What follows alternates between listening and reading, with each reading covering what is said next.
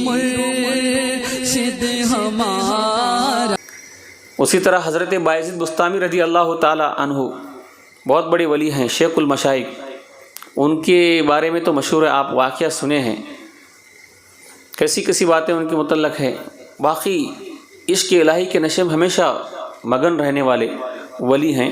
تو یہ ولی اللہ کو اللہ تعالیٰ کیسے گائیڈنس کرتا ہے، کیسے انہیں سبق دیتا ہے۔ ایک مرتبہ جا رہے تھے تو وہاں سے کتا آ رہا تھا، راستہ چھوٹا تھا، بہت تنگ گلی تھی، تو حضرت بایزید بستامی رضی اللہ تعالیٰ عنہ اپنے کپڑوں کو سمیٹتے ہیں، سمیٹنے کے بعد وہ کتے کو اللہ تعالیٰ زبان دیتا ہے، کتا اپنی زبان سے کہتا ہے اے بایزید کپڑے کیوں سمیٹتا ہے؟ حضرت بایزید بستامی رضی اللہ تعالیٰ فرماتے ہیں تو کتا ہے، تو کتا ہے، تیرا لعاب دہن تھوک لگ گیا میرے کپڑوں کو تو کپڑے ناپاک ہو جائیں گے۔ تو کتا جواب دیتا ہے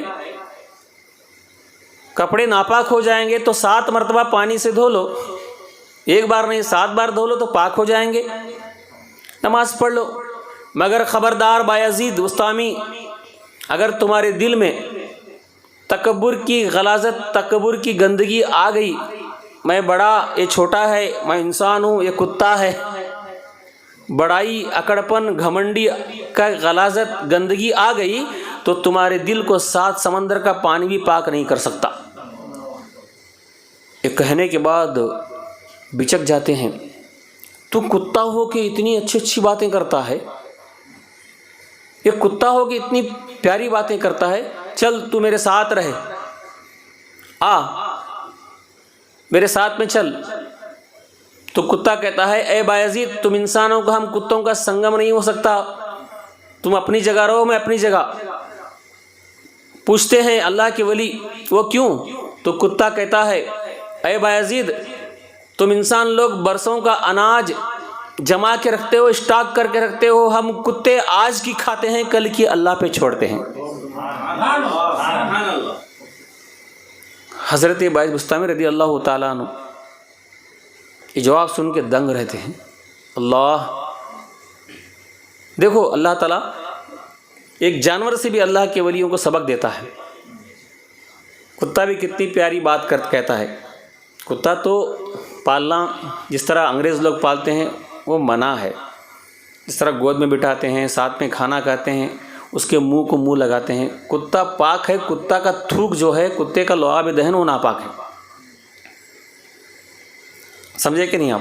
جس طرح ہرن کے بدن پہ ہاتھ پھیرو، بکری کے بدن پہ ہاتھ پھیرو، کتے کے بدن پہ ہاتھ پھیرو تو بال برابر رہیں گے۔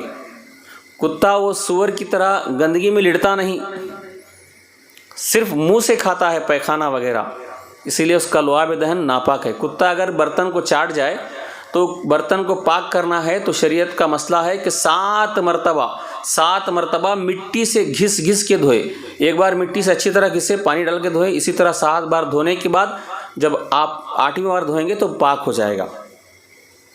سائنسدانوں نے دیکھا کہ حدیث میں نبی نے اس طرح کیوں کہا، تو 6 مرتبہ دھو کے دیکھا تو کتے کے جراثیم اب بھی باقی ہیں، جب 7ویں مرتبہ انہوں نے دھویا تو ایک جراثیم باقی نہیں۔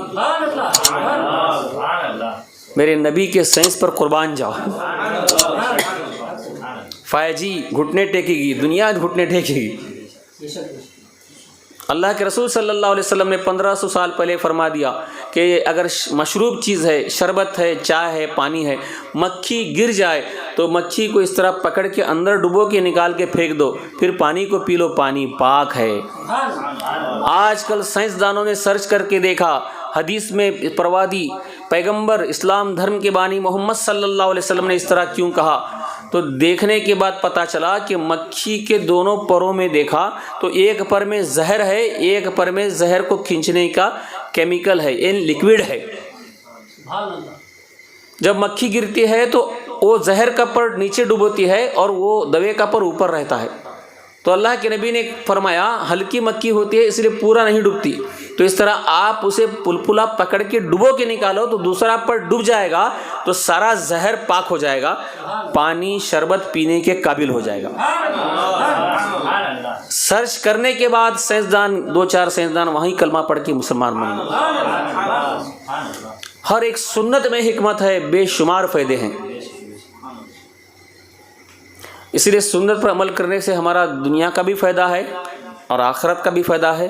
جو سنت مٹ رہی ہے اس کو زندہ کرنے سے 100 شہیدوں کا ثواب بھی ملتا ہے۔ تو انسان اس سے دور بھاگ رہا ہے، نہیں بھاگنا چاہیے۔ شیطان بہکاتا ہے، عمل کرنے سے کھچکچاتا ہے۔ پوری سنت پر عمل کریں گے انشاءاللہ اس کا فائدہ ہوگا۔ تو حضرت باعث بستامی رضی اللہ تعالیٰ عنہ وہ سنت پر عمل کرتے تھے۔ جو سنت پر عمل کرتے ہیں ان کی زندگی یہاں بھی سنت پر عمل پیرا ہوتی ہے، قبر میں جانے کے بعد بھی عمل پیرا ہوتی ہے۔ وہی باعث بستامی رضی اللہ تعالیٰ عنہ قبر میں گئے تو فرشتے آ کے سوال کرتے ہیں من ربک، تیرا رب کون؟ تو وہی جواب دیتے ہیں تم کون؟ تم کون؟ فرشتے کہتے ہیں ہم فرشتے ہیں، ہم فرشتے ہیں۔ تو حضرت بایزید بستامی رضی اللہ عنہ فرماتے ہیں فرشتے ہو، نبی کی سنت معلوم نہیں؟ کسی سے بات کرنے سے پہلے سلام کرتے ہیں، تم سلام کیے نہیں آ گئے؟ واپس جاؤ سلام کر کے آؤ، سنت سیکھے نہیں؟ دنیا میں عمل کیے، قبر میں جانے کے بعد سنت سکھا رہے ہیں ابھی فرشتوں کو۔ فرشتے گئے السلام علیکم ورحمۃ اللہ وبرکاتہ، وعلیکم السلام ورحمۃ اللہ وبرکاتہ، اندر آؤ۔ قبر میں آئے، اب فرشتے پوچھتے ہیں تمہارا رب کون؟ من ربک، تمہارا رب کون؟